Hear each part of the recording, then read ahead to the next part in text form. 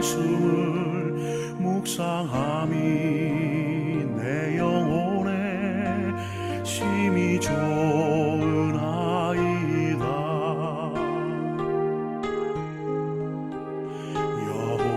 여호와여 주의 말씀을 묵상함이 내 영혼에 심히 좋은 아이다.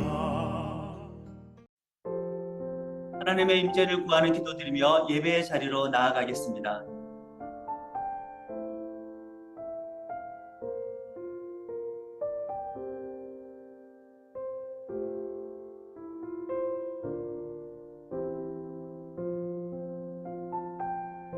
영원토록 나의 인생과 나의 영혼과 함께 하시는 하나님께 감사를 드립니다.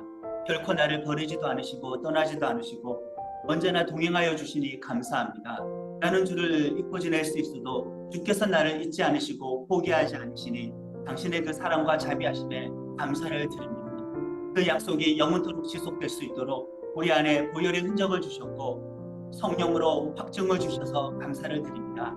하나님의 성령이 취하여 당신께 즐거움이 되고자 영광을 돌리고자 예배의 자리로 나아가오니 예배를 주께서 받아주시고 예배를 드리는 모든 심령들 가운데 은혜 위에 은혜로 채워주시옵소서. 예수님의 이름으로 기도드립니다. 아멘. 지난 한 주간의 죄에 대해서 침묵으로 회개 기도하겠습니다.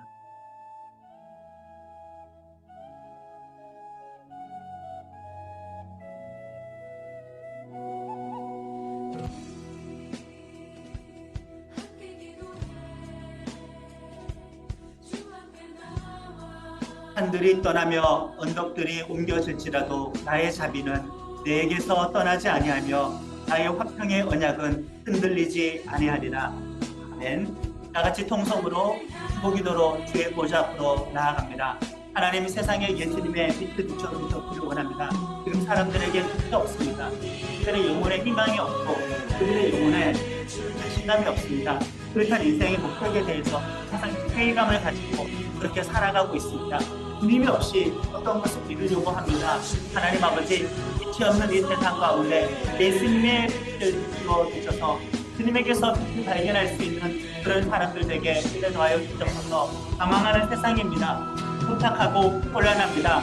방황하는 세상에 진정한 위로자가 없고 나를 이끌어줄 목자를 발견하지 못하여 오직 스스로의 힘으로만 살아가다가 좌절하기도 하고 시행착오하기도 하고 아주 상처를 받아가면서도 그 상처를 보듬어줄 온전한 위로자를 발견하지 못하는 그런 세상입니다. 이 방황하는 세상이 한 목자이신 예수님을 따라 살 수 있도록 목자이신 예수님께 나오게 하여 주셔서 계절이고 성탄절을 기다리는 12월이 되었습니다. 첫 번째 주일입니다. 예수님께서 오신다는 소식이 정말 많은 사람들에게 큰 자비와 국물과 위로가 될 수 있기를 원합니다. 그 믿음을 가졌으나 꿈을 떠났던 많은 사람들이 있습니다. 세상에서 자비를, 국률을 어떤 능력을 찾아보려고 하였었지만은 세상은 죄악으로 말미암아 오염이 되어 있어서 스스로의 문제를 극복하기 한계가 있어서 세계 곳곳에서 전쟁이 터지고 있어 그간의 악함의 한계를 우리는 경험하고 있습니다. 예수님께서 오셨다는 이 소식이 많은 사람들에게 자비와 긍휼과 그 소식이 되게 하여 주시옵소서. 그로 말미암아 하나님 성탄을 앞두고 있는 우리 모든 나라의 그 신앙과 신앙을 잃어버리고 세상의 예수님을 하나 그를 대적하는 자들에게는 그를 우시는 자여 어떠한 마음을 마음을 하여 그래서 예수님을 통해서 모든 것을 그들에 대해서 결정하시고 그것을 다음에 꿈으로 말미암아 그것을 하시고 꿈으로 말미암아 모두는 예수님의 오심을 사모하며 기다립니다. 더 사모하며 기다립니다. 세상에 희망하고 있습니다. 모든 기도는 하나님께서 오늘 나라와 주님을 사모하는 은혜를 바라며 주시옵소서. 예수님의 이름으로 기도드립니다. 아멘. 주의 피와 살을 기념하는 성찬의 시간입니다.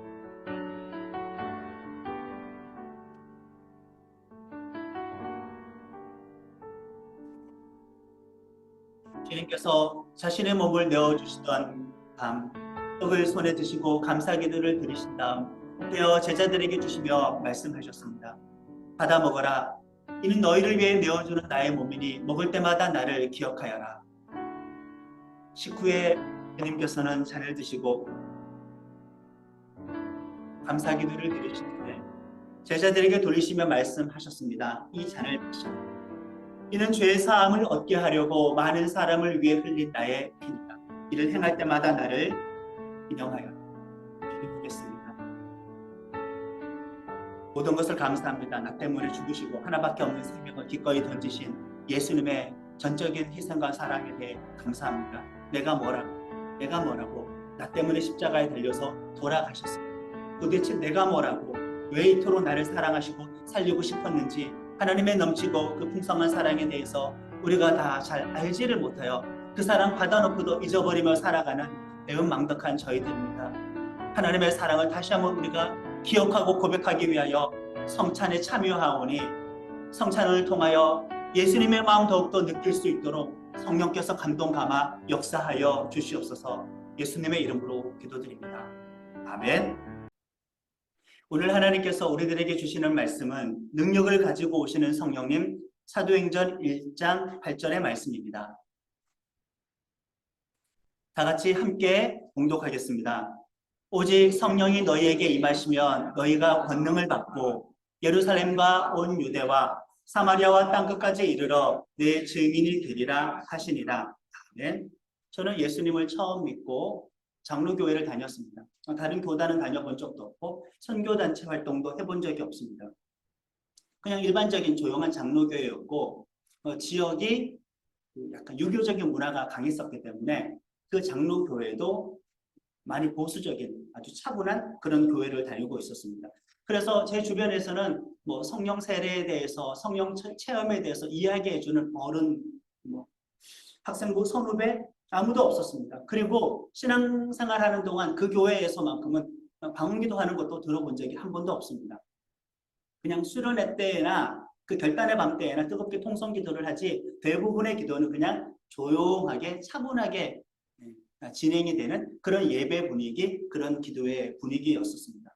그러다 친척 집에 갔는데 친척 형님을 만났죠. 제가 예수 믿는다는 것을 알고 얼마나 반가워했는지 모릅니다.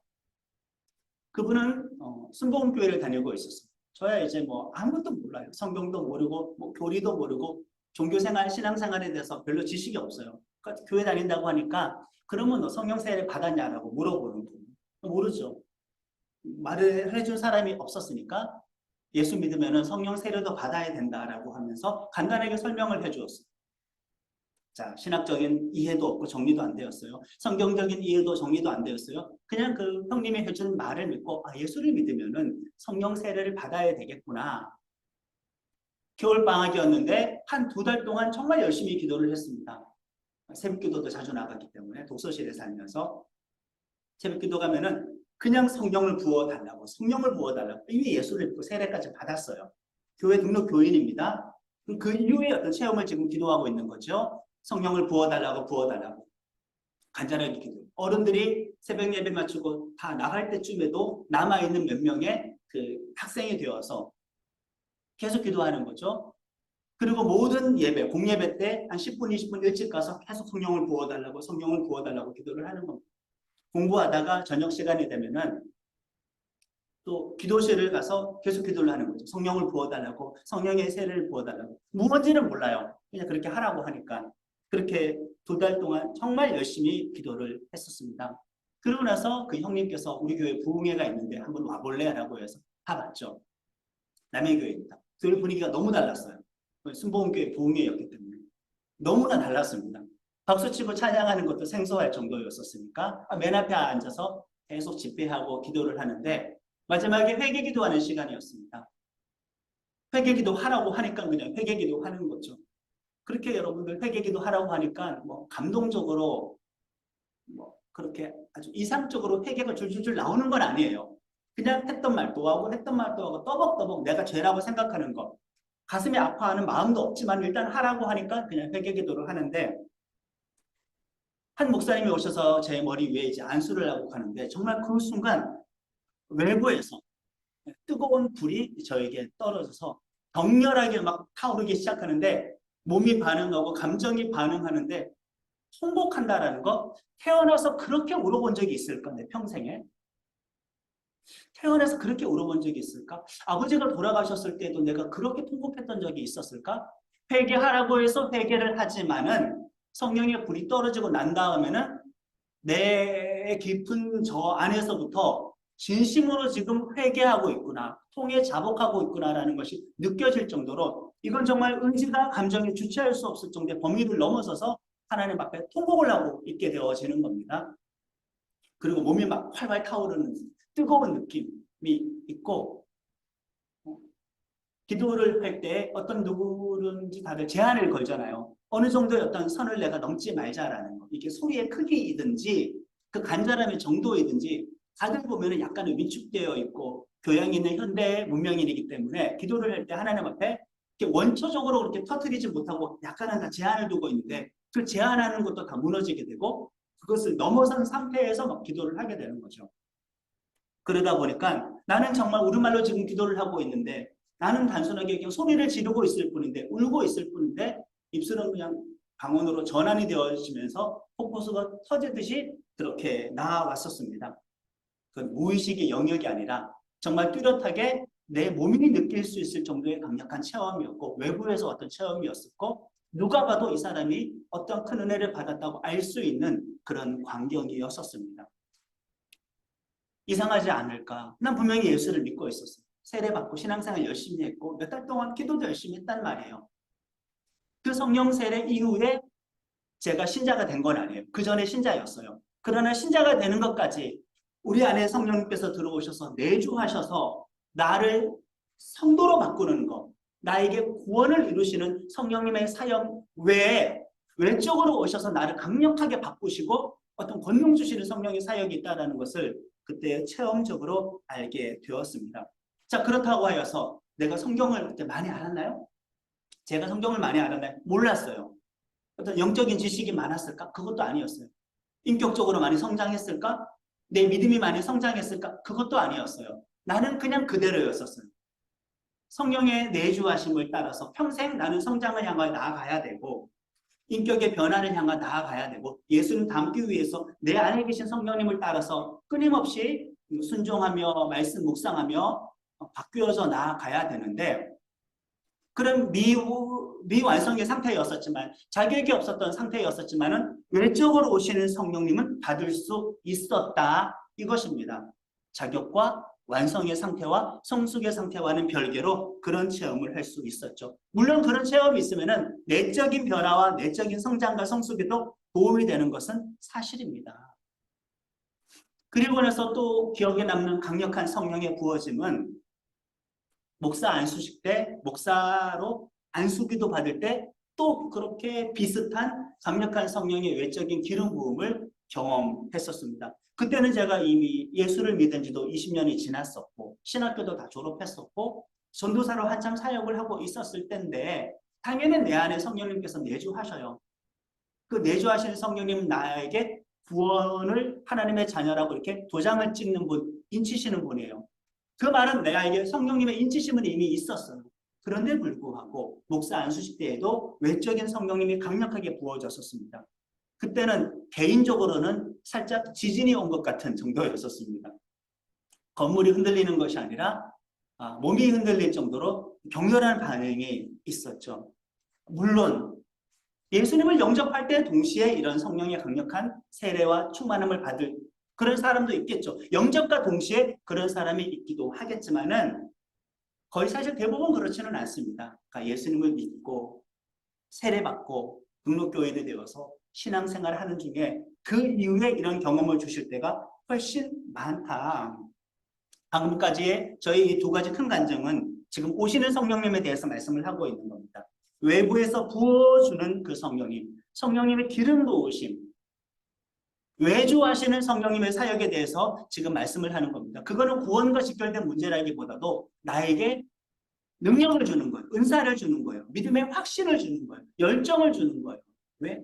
하나님을 위해서 무언가 헌신되게 일을 할 수 있는 그런 에너지를 주는 거예요. 약간 구원과는 별개의 문제죠. 믿음의 성장과는 별개의 문제죠. 성령의 열매를 맺는 것과는 조금 별개의 문제이죠. 물론 거기에 상호 연결을 되고 상호 영향을 주는 것은 사실이지만 분명히 뚜렷하게 구분되는 다른 사건이었습니다. 믿음이 성숙해서 꼭 그것을 받는 사람은 아니다. 그런 경험을 했다고 해서 믿음이 성숙한 것도 아니다. 성령님은 그렇게 다르게 사역을 한다라는 겁니다. 지금에서야 이렇게 구분 지을 줄 알지만은 사실 어렸을 때, 아니 청년 때까지만 해도 신앙생활 한 지 얼마 안 된 장년들만 해도 그렇게 생각하지는 않아요. 저 사람이 뭔가 체험이 많다고 하면은, 저 사람이 뭔가 성령 세례 받았다고 하면은, 저 사람이 어떤 은사를 많이 가지고 있다고 하면은, 우와, 저 사람 믿음 좋네. 다 이렇게 생각합니다. 뭔가 특별하게 생각합니다. 저 사람 영적인 사람이다. 이렇게 생각합니다. 저 사람 방언하네, 방언 통역하네, 어떤 영분별의 은사가 있네. 그래서 나의 내면의 깊은 문제를 잘 분석해가지고 적당한 하나님의 말씀으로 위로를 해주네. 통찰력이 있다. 저 사람 치유의 은사가 있구나. 저 사람 예언의 은사가 있어서 나에게 꼭 필요한 하나님의 말씀을 교훈해주기도 하고 책망하기도 하고 가르쳐주기도 하는구나. 저 사람 정말 예언의 은사가 있다. 우리는 이런 영적인 은사를 가지고 있는 사람을 보면은 진짜 저 사람 특별하다, 믿음 좋다 이렇게 생각을 합니다. 그러나 방금 말씀드렸던 이 모든 은사는 내주하시는 성령님 때문에 유발되는 은사가 아니라 그 이후에 오시는 성령님을 체험하게 되었을 때 받게 되는 그런 능력이고 그런 은사이다. 그런 권능이다. 그러니 그것만 가지고 믿음 좋다라고 말을 해서는 안 된다라는 거예요. 내 내면의 상태가 미성숙한 상태여도 외적으로 기능이 부여되는 것, 어떤 재능이 부여되는 것은 충분히 가능하기 때문에 그렇습니다. 당연히 청년 때까지는 몰랐죠. 그런 사람들 보면 부럽고 일상적이지 않는 그 어떤 특별한 능력을 가진 사람들, 그런 체험을 가진 사람들 보면은 당연히 저 사람 믿음 좋다라는 그런 생각을 지우지는 못했었습니다. 한 친구가 가정에서 감당하기 어려운 괴로운 일이 생겨서 술에 잔뜩 취했던 제 어떤 신학교 동기가 있어요. 가정에서 견디기 어려운 어떤 그 상처를 많이 받았기 때문에, 근데 이 녀석이 술에 잔뜩 취해가지고 그냥 술주정을 하는 겁니다. 길바닥에 주저앉아서 하늘에서 지금 비가 쏟아지고 있는데 그 비를 맞으면서 무엇을 하고 있느냐? 방언기도를 하고 있습니다. 불가능할까요? 이거 가능합니다. 왜요? 은사는 외적인 영역이기 때문에. 그런 사례가 아닐지라도 도덕적으로 봐도 약간 미흡하고 형편이 없어요. 인격적으로 너무나 많이 미성숙했어요. 와, 말도 그렇고 저 사람의 성격, 기질, 성품도 별로 크게 성숙하지 못했어요. 본이 되지는 않습니다. 그런데도 불구하고 그 별로인 사람이 성령을 많이 체험할 수도 있어요. 체험한 사람일 수도 있어요. 게다가 영적인 은사도 몇 가지 가지고 있을 수도 있어요.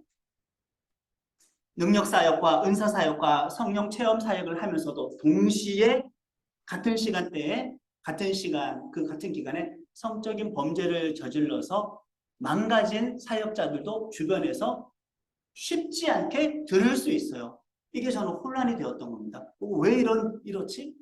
은사를 가지고 있으면 성령을 체험했으면 이게 믿음이 좋은 거고 영적이어야 되는데 어떻게 그런 사람이 술에 취해서도 길바닥에 앉아서 그 상태에서 방언기도를 할 수가 있을까? 도덕적이지 않고 영적으로 미성숙했는데도 어떻게 능력이 나타날 수가 있을까?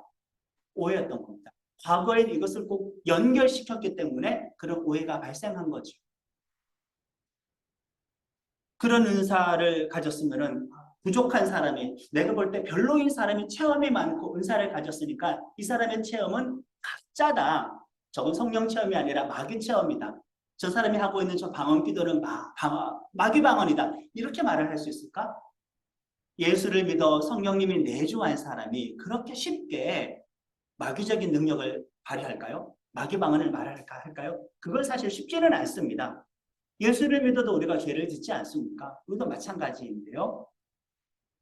저는 이 둘을 자꾸 연결시키려고 했기 때문에 혼란했었지만은 이것은 별개의 사역일 수도 있다는 것을 알고 난 다음부터는 많은 의문이 해소가 되었습니다. 내주하시는 성령님으로 인해서 우리는 당연히 회개하는 삶을 살아야 되고 점점 더 거룩해져야 되겠죠. 전인격적으로 우리는 변화되어야 합니다. 성장과 성숙을 거쳐야 됩니다. 예수님을 닮아야 됩니다. 내주하시는 성령님을 통해서 말이에요. 그러나 외주하시는 성령님을 통해서 확신과 체험과 능력을 주시는데 꼭 외주하시는 성령님을 많이 경험했다고 하더라도 내주하시는 성령님의 열매가 있는 것은 아니다. 다를 수 있구나. 그렇기 때문에 의문이 해소가 되어지는 겁니다. 예수를 믿어도 많은 체험을 했어도 잘못될 수도 있다. 죄를 지을 수 있다. 우리는 그러나 외적인 그런 은혜들을 통하여서 내적인 변화와 성숙을 향하여서 나아가야 되는 그것은 맞습니다. 그러나 반드시 그것만 가지고 내 내면의 믿음이 성장했다라고 자신할 수는 없다라는 거 꼭 기억해야 할 줄로 믿습니다. 신대원 다닐 때만 해도 저는 하나님께 많은 능력을 구했었습니다. 사실은 내적인 성장보다 더 구했습니다. 사랑이 많고 긍휼이 많고 자비가 많고 정말 좋은 인격, 좋은 인간성을 가지자, 진짜 멋진 사람이 되자라는 그런 내 내면의 변화보다도 정말 고린도 전서에 기록되어 있는 성령의 그 은사들, 여러 가지 은사들 내가 다 가지고 있으면 난 진짜 나중에 사역 잘할 텐데 그 생각을 했었어요. 하나님 저에게 방언 통역, 예언, 다양한 기적, 영분별의 은사, 신유의 은사, 귀신을 쉽게 쫓는 은사, 여러 가지 기적적인 능력을 행할 수 있는 그 은사들, 이거 많이 가지고 있으면 난 진짜 나중에 좋은 목사가 되겠구나라고 실제로 그거 가지고 오래 기도를 했었습니다. 그러나 그것을 얻는다고 해서 좋은 하나님의 사람인 것은 아니다. 그걸 보장할 수는 없다. 전혀 다를 수가 있게 되는 거 지금은 당연히 알고 있죠. 다윗 이전에 사울 왕도 하나님께서 선택한 사람이었던 거 기억하실 겁니다. 그 사울 왕이 하나님께 불순종해서 하나님의 영인 사울을 떠나서 다윗에게 갔고 사무엘은 그것을 알고 다윗에게 기름을 부어서 왕으로 삼았습니다. 멀쩡하게 왕이 살아있는데 새로운 사람을 기름 부어 왕으로 세웠으니 사울이 가만히 있겠습니까? 다윗을 잡아 죽이려고 당연히 추적하죠. 다윗은 도망자가 됩니다. 도망자가 돼서 이리저리 도망을 다니는데 여기까지만 보면은 사울은 분명히 좋은 사람입니까? 나쁜 사람입니까? 이 상태만 보면 사울은 나쁜 사람이죠. 악한 사람이에요. 도덕성 형편없어요. 그의 인격 형편없어요. 왜? 다윗을 죽이려고 했으니까. 하나님이 날 버리고 저 사람을 선택해서 왕으로 세웠다는 것을 듣는 순간 저 다윗을 죽이려고 했어요. 하나님께 대드는 거죠. 그러니 이것만 봐도 사울은 분명히 악한 사람 맞습니다. 도덕적으로 형편없는 사람이 맞습니다. 다윗은 처음 사울을 피해서 어디로 도망을 쳤느냐? 자기와 사울에게 기름 부었던 사무엘이 있는 곳으로 도망을 쳤는데 거기에 가니까 사무엘도 있고 사무엘의 제자 여러 예언자들, 선지자들도 같이 있었어요. 거기에 일단 합류하게 되어지는 겁니다. 사울은 그 첩보를 듣게 되어서 전령들을 보냅니다. 저 다윗을 잡으라고.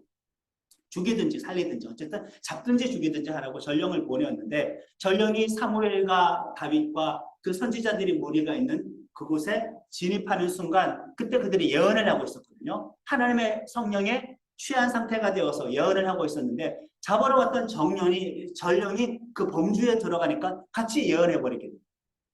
성령에 압도당하고 굴복당하는 거죠. 멀찍해서 그것을 보고 있었던 다른 전령이 사울 왕에게 보고합니다. 그러니까 이 사울은 두 번째 전령의 무리들을 보냅니다. 이들도 거기에 들어가자마자 성령에 취해서 예언을 하는 겁니다. 그래서 세 번째 전령을 보냅니다. 세 번째 전령도 그 무리에 들어가자마자 성령에 취해서 예언을 하게 됩니다. 이제 사울이 화가 났습니다. 사람을 보내도 다 성령에 사로잡혀서 예언을 해버려요. 힌트입니다. 지금 거기 온 사람들은 다윗을 잡으려 온 사람이에요. 다윗을 죽이려고 온 사람이에요. 그런 사람이 지금 하나님을 대적하는 사람이에요. 악의 의지가 있는 사람이에요. 그런데도 불구하고 그들은 지금 외적으로는 성령에 사로잡혀서 예언을 할 수 있게 되더라. 이해하시겠습니까? 은사가 그 사람의 내면의 성장을 꼭 이야기하는 것은 아니다라는 거예요. 사울이 직접 출동을 합니다. 보내도 못 잡아오니까 사무엘상 19장 23절과 24절 함께 읽겠습니다. 사울이 라마 나요스로 가니라. 하나님의 영이 그에게도 임하시니 그가 라마 나요스에 이르기까지 걸어가며 예언을 하였으며 그가 또 그의 옷을 벗고 사무엘 앞에서 예언을 하며 하루 밤낮을 벗은 몸으로 누웠더라. 그러므로 속담에 이르기를 사울도 선지자 중에 있느냐 하니라. 아멘. 보세요. 지금 전령을 보내도 다 예언하고 못 잡아오니까 사울이 직접 출동을 하는데 근처에 가니까 가는 도중에 하나님의 성령의 영향력 때문에 거기서부터 성령에 취해서 예언을 하기 시작하는 겁니다. 그리고 그 물에 합류했었을 때에는 이제 몸도 가눌 수 없을 정도로 누워있게 되어지는 거죠. 얼마나 그 성령이 뜨거웠는지, 더워서 옷을 벗었는지, 열광적인 상태가 되어서 옷을 벗었는지는 모르겠지만은 어쨌든 몸으로 자기의 의지를 그 몸을 주체할 수 없어서 옷을 벗은 상태에서 지금 예언을 하고 있습니다. 분명히 지금 사울은 다윗을 죽이러 갔습니다. 그런데 예언을 하고 있습니다. 이해하시겠습니까? 성령의 내주하심과 성령의 외주하심의 사역이 별개일 수 있다라는 것. 그 말은 또한 저것도 됩니다. 은사가 있어서 믿음 좋은 게 아닐 수 있지만 또 하나 내가 부족하다고 할지라도 나는 하나님께 능력을 구할 수가 있다. 내가 미완성이고 미성숙이지만은 내가 감당하는 모든 영역에서 나는 하나님의 기름 부으심을 구할 수 있다. 내 자격 보고 주시는 것이 아니라 구해서 주시는 겁니다. 그것은 하나님의 사랑과 자비이죠. 하다못해 우리가 정말 악할지라도 우리에게 성령을 주실 수 있어요. 능력의 성령, 성령 세례, 성령 충만, 외주하시는 성령을 주실 수 있어요. 누가복음 11장 13절을 함께 합니다. 너희가 악할지라도 좋은 것을 자식에게 줄 알거든 하물며 너희 하늘 아버지께서 구하는 자에게 성령을 주시지 않겠느냐 하시니라. 여기 분명히 그렇게 기록을 하고 있습니다. 그런데 우리는 저렇게 생각을 하죠. 성령 사역하는 사람들이, 은사 많은 사람들이, 다양한 기적의 역사를 일으켰던 사람들이, 정말 많은 체험을 간증하고 다니는 사람들이 도덕적으로 타락을 한 것을 보면은 아하, 그런 은사 자체가 잘못되었구나. 그 능력 자체가 잘못되었구나. 그 사람을 비판해야 되지 그 사역 자체를, 그 체험 자체를 반대하고 비판하는 거예요. 아, 나는 이제 저런 성령님 구하지 않을 거야. 성령님은 나에게 내주하셔. 내 성품과 관계된 일만 하셔. 내 구원과 관계된 일만 하셔. 그런 어떤 너무 강력한 체험들, 어떤 강력한 능력들에 대해서 구하지 않을 거야. 그런 체험한 사람 중에 모순된 사람이 있으니까 난 구하지 않을 거야. 사람을 비판해야지 왜 성령께서 그렇게 일하시는 방법을 비판하고 반대한다라는 말입니까? 그렇게 해서 반대하면은 사탄은 옳다구나, 내 계략이 통했네, 좋아할 거예요. 사탄 입장에서 얼마나 좋은 방법입니까? 성령 사역하는 사람들을 타락시키면 사람들은 그 사람만 비판하는 선에서 멈추지 않고 성령의 기름 부으심 자체를 안 구하게 되니, 성령의 은사를, 능력을 구하지 않게 되니 작전 성공입니다. 그래, 성령의 능력이라는 것은 그런 영역이 아니라 인간의 신앙 의지에 의해서만 만들어지는 것들, 인간의 이성과 인간의 신앙의 의지, 그 범주 안에서만 성령의 능력이 역사하는 거야 라고 교육을 시키면은, 근데 그렇게 살아서 세상을 바꿀 수 있었던가? 그렇게 살아서 내 믿음이 정말 성장할 수 있었던가? 열매를 맺을 수 있었던가? 나는 나의 문제를 해결할 수 있었던가? 아닌데도 불구하고 성령의 사역은 오로지 그런 영역이야 라고 해서 그렇게 성령의 능력을 반쪽짜리만 구하고 있다, 이것입니다. 정말 사탄의 좋은 방법이지요. 성령 체험과 은사와 능력을 적극적으로 추구하는 사람 그 스스로도 분명히 문제는 있어요. 본인에게서 그런 능력이 나타난다고 해서 내가 남들과 유독 다르게 특별한 체험이 많다라고 해서 말 그대로 스스로를 특별하게 생각하는 거, 내 믿음은 뭔가 남들과 다르지 않을까라고 생각하는 거, 외적인 것 가지고 내면의 성숙을 평가한다고 그렇게 생각하는 거, 그런 사람 분명히 많이 있습니다. 뭐 저도 젊을 때는 당연히 그런 교만을 가지고 있었어요. 체험이 많은 사람들은 남들에게 물어보면 이런 비슷한 체험이 없으니까 나는 하나님께 좀 특별하구나. 근데 체험은 주시는 거잖아요. 외적으로 오는 거잖아요. 근데 내면의 성장은 아니잖아요. 그걸 가지고 본인의 믿음을 착각하는 사람들이 분명히 많이 있습니다. 여기까지 말씀을 드렸기 때문에 이제는 제가 좀 안심이 됩니다. 이제는 성령의 능력을 적극적으로 구하라고 말씀을 드릴 수 있게 되었습니다. 나는교회 지체들은 이제는 치우치지 않을 것이고 오해하지 않을 것이기 때문에 마음이 좀 편해집니다. 신자와 증인은 동일하지 않는 거 아시죠? 성도와 제자도 동일한 말은 아닙니다. 그러나 신자와 성도는 증인과 제자가 되어야 되는 것은 명백하게 성경적인 말씀입니다. 그런데 증인이 되기 위해서는, 제자가 되기 위해서는 무엇이 필요하냐? 성령님이 내주하시면 갖고만 되는 건가? 그것은 아니다. 그것은 아니다. 증인이 되어야 되는 것은 성경적이다. 제자가 되어야 되는 것은 성경적이다. 성령님께서 오셔서 나를 신자 되게 하셨다. 그러나 증인의 영역, 이 제자의 영역은 능력이 필요하고 권능이 필요한데 이것은 성령님이 오시는 역사를 통하여서 주어지는 것이기 때문에 우리는 증인되기 위해서 성령 세례, 성령 충만 받아야 합니다. 성령의 기름 부으심 받아야 합니다. 성령의 은사와 권능을 받아야 합니다. 마태복음 28장 제가 읽어드립니다. 예수께서 나와 말씀하여 이르시되 하늘과 땅의 모든 권세를 내게 주셨으니 그러므로 너희는 가서 모든 민족을 제자로 삼아 아버지와 아들과 성령의 이름으로 세례를 베풀고 내가 너희에게 분부한 모든 것을 가르쳐 지키게 하라. 볼지어다 내가 세상 끝날까지 너희와 항상 함께 있으리라 하시니라. 아멘. 마태복음의 맨 마지막 말씀인데 이 맨 마지막 말씀, 예수님의 최종 말씀이죠. 이것도 뭐냐? 권세 받아서 예수 증인되라는 겁니다. 권세 강조했죠? 증인 강조했습니다. 마가복음 읽어드립니다. 주 예수께서 말씀을 마치신 후에 하늘로 올려지사 하나님 우편에 앉으시니라. 제자들이 나가 두루 전파할세 주께서 함께 역사하사 그 따르는 표적으로 말씀을 확실히 증언하시니라. 마가복음의 마지막도 능력으로 예수의 증인되는 것을 말하고 있습니다. 누가복음도 읽어드립니다. 볼지어다 내가 내 아버지께서 약속하신 것을 너희에게 보내리니 너희는 위로부터 능력으로 입혀질 때까지 이 성에 머물라 하시니라. 위로부터 성령의 능력으로 입혀질 때까지 예루살렘 성에 머물라. 그리고 누가복음 사도행전이랑 이어지는데 여기서는 성령님이 임했고 증인이 되잖아요. 누가복음도 마지막은 성령님이 임해서 권능받고 증인되는 걸로 이렇게 마무리가 되어지는 겁니다. 요한복음의 결말은 어떠한가? 예수의 증인과 예수에 대한 증언의 말씀으로 마칩니다. 그러니까 사복음서 마무리가 전부 다 뭐예요? 증인이에요. 증언이에요. 그리고 권세 이야기하고 있어요. 권능 이야기하고 있어요. 성령 받는 거 이야기하고 있어요. 예수님의 마지막 말씀인데 이렇게 왈가왈부할 수 있을까? 이 각 복음서의 마지막에 이 권능에 대한 말씀을 들었을 때 증인되라는 말씀 들었을 때 사도들은 이미 신자였습니다. 성도였었습니다. 그러나 그 이후에 증인의 영역을 이야기할 때에는 성령 받으라 이렇게 말씀을 하고 있죠. 우리들은 이렇게 많이 이야기를 합니다. 본이 되는 성도들의 삶을 통해서 예수님을 증거해야 한다. 이런 논리를 많이 펼치죠. 삶의 예배, 살아있는 삶으로 복음을 증거하는 것. 저도 그렇게 가르쳤습니다. 제 추구하는 방향이고 지속적으로 저는 그런 신학적인 관점을 가지고 있습니다. 자, 그렇다고 해서 성령의 능력을 받아서 증인되는 것에 대해서 삭제하면은 안 되죠.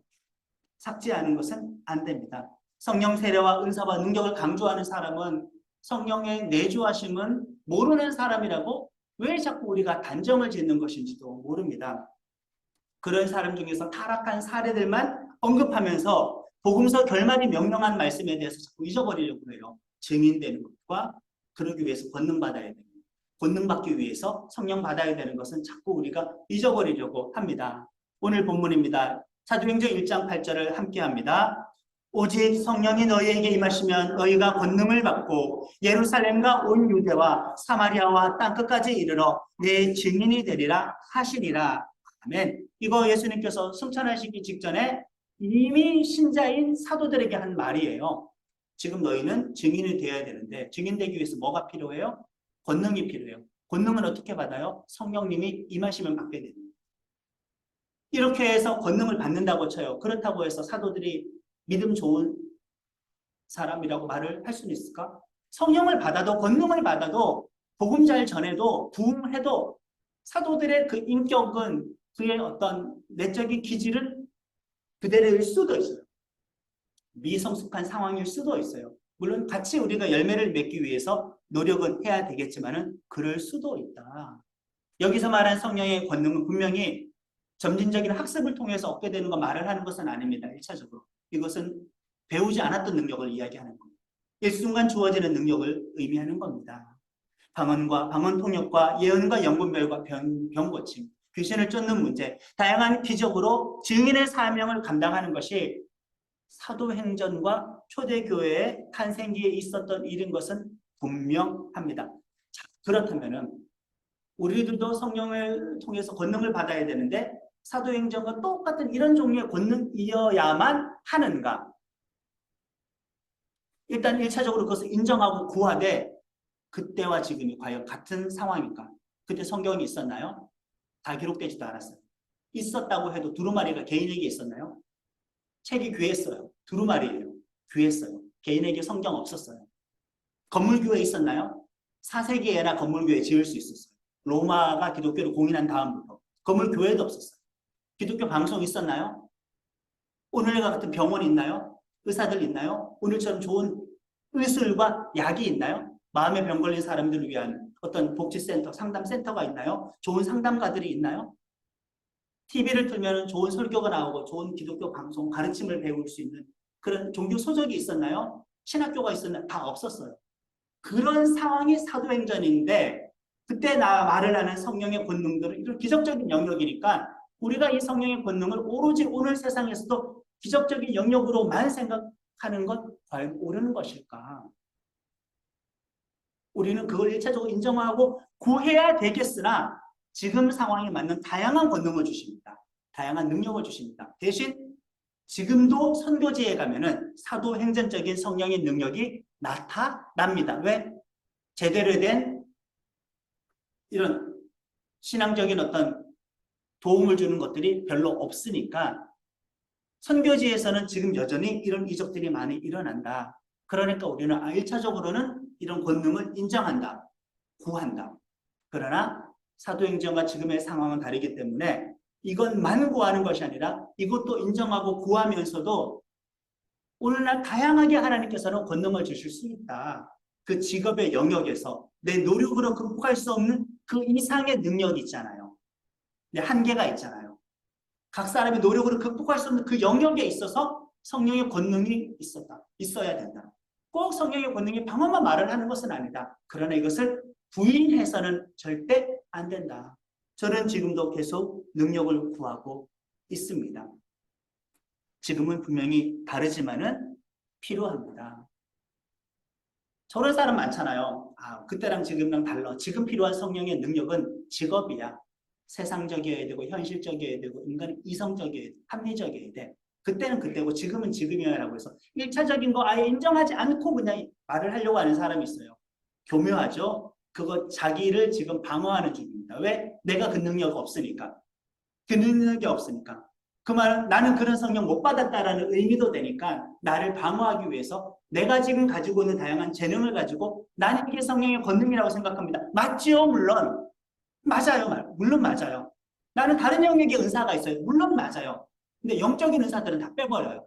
왜? 내가 그거 못하니까. 없으니까. 그리고 반대해버려요. 그리고 그런 사람 중에서 별로인 사람들을 사례로 들면서 요즘 성령의 능력은 그게 아니야 라고 이렇게 넘어갑니다. 신학교 다닐 때도 그런 친구들 너무 많이 만났어요. 장로교만 다녀서 그래요.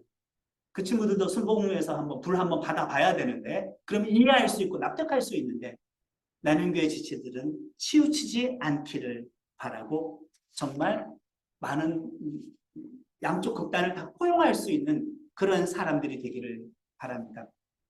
다시 한번 성령께서 오셔서 강력한 불로 이 땅의 모든 육체를 꼬꾸라지게 하시기를 저는 정말 간절히 소망하고 있습니다. 하나님께서 그 살아계심을 적극적으로 드러내시는 그런 은혜를 지금도 소망하고 있습니다. 오순절날 마가의 다락방, 그 사도행전에 일어났었던 성령의 임재하심과 그 능력들이 지금도 동일하게 일어나기를 원하고 있습니다. 분명 우리는 많은 기독교 콘텐츠가 있지만은 그걸로 안 될 만큼 이제는 안팎하게 되어버려서 다시 한번 우리가 사도행전적인 성령의 능력이 필요한 시대가 아닌가. 그리고 원초적인 성령의 능력이 필요한 시대가 아닌가. 그렇게 생각을 해보게 됩니다. 성경을 보시면 성령님이 임했을 때 대표적으로 두 가지 은사가 나타났던 거 기억하실 겁니다. 방언과 예언이 나타났습니다. 의미가 있습니다. 자, 방언은 개인 기도예요. 누구에게 유익해요? 자신에게 유익해요. 예언은 다른 사람들에게 해주는 하나님의 말씀이에요. 다른 사람에게 유익해요.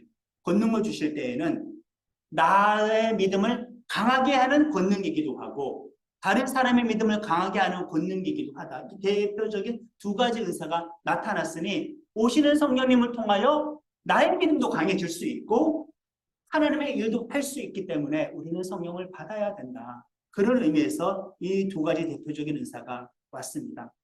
불같은 성령의 임재를 구합니다. 우리에게 불을 내려주십시오. 참된 회개의 능력을 경험하게 하시고 믿음에 더 많은 확신을 주십시오. 신앙생활할 때 용기도 주시고 삶을 살아갈 열정도 주십시오. 자신감도 주십시오. 나에게 치유의 능력도 주십시오. 나에게 예언의 은사도 주셔서 누군가에게 꼭 필요한 하나님의 말씀을 잘 권면할 수 있게 해주십시오. 악한 영을 물리치는 권세도 주십시오. 저주를 끊어버리는 권세도 주십시오. 복음 전한 능력도 주십시오. 교회의 부흥을 위해 열매 맺는 사역자가 되게 권능도 주십시오. 다양한 능력과 기적을 통해서 이 세상에 하나님의 살아계심을 드러내는 일에 쓰임 받을 수 있도록 성령의 권능으로 나를 증인되게 하여 주시옵소서.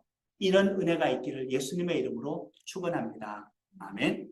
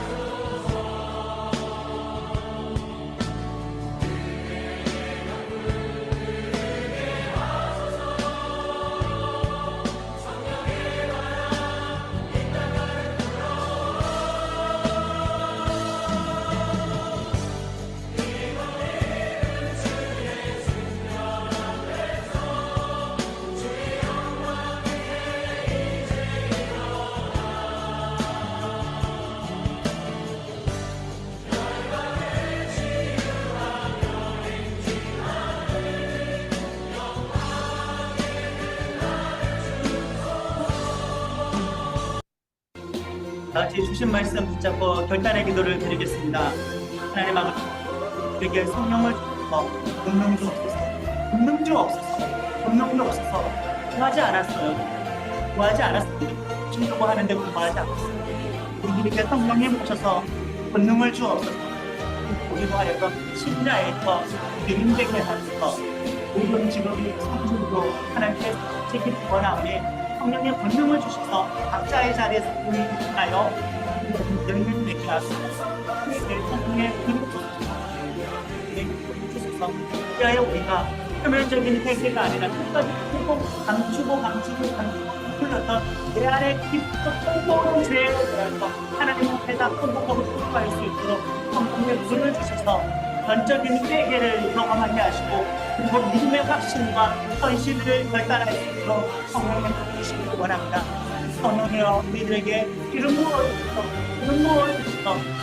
부어 주셔서 개인의 영적인 성숙을 위한 타인의 영적인 성숙을 위한 기도도 기도의 영역에서 그 일들을 잘 감당하고 나의 한계를 뛰어넘을 수 있도록 어려운 이상이 하나님의 영감 하나님의 일차적인 성령의 은사도 주고 이차적인 성령의 은사도 주시옵소서. 성령의 권능으로 어둠의 권세를 이기고 자유가 넘치게 하여 주옵소서. 나는 정말 저 마귀적인 유혹에서부터 완벽하게 자유로운가? 나는 어떠한 저주로부터 완벽하게 자유로운가? 사단은 내게 아무런 영향력도 미치지 못하고 나는 완전하게 정말 자유로운가? 나는 진짜 하나님께서 기뻐하시는 그 길을 걸어가고 있는가? 나는 진짜 안전한가? 성령의 권능을 통하여서 어둠의 권세를 이기고 자유가 넘칠 수 있기를 원하오니 권세와 권능으로 오늘은 무장시켜 주시옵소서. 성령의 권세와 은사에 대해서 우리가 정말 반대하여 소멸하지 않게 하고 무시하기를 원하고 반복해 사용하기를 원하고 정말 그냥 풍성하여서 성령의 권능을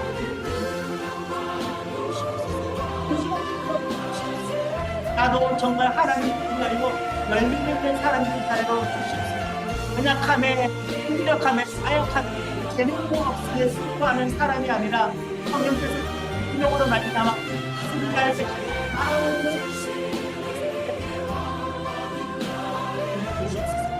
능력을 가지고 주옵소서. 하나님 아버지의 사랑과 예수님의 은혜와 성령님의 감동, 감화, 역사하심이 증인되기 위하여 권능받기를 원하고 권능받기 위하여 성령받기를 원하는 나는 교회 지체들에게, 그리고 저 캐나다로 인생의 준비를 위하여 떠나가는 지체들에게, 그리고 줌으로 예배를 드리는 해외에 있는 지체들에게 지금부터 영원토록 함께하여 주시기를 간절히 축원하옵나이다. 아멘. 주의 말씀